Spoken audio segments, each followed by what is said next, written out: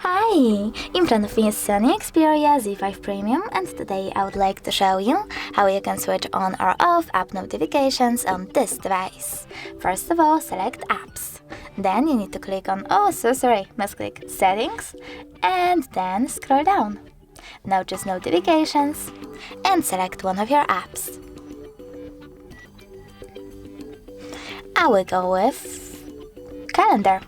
Then you need to click on the switcher next to Block All, and as you can see, all notifications from Calendar are now blocked. If you wish to enable them, just tap on the same switcher.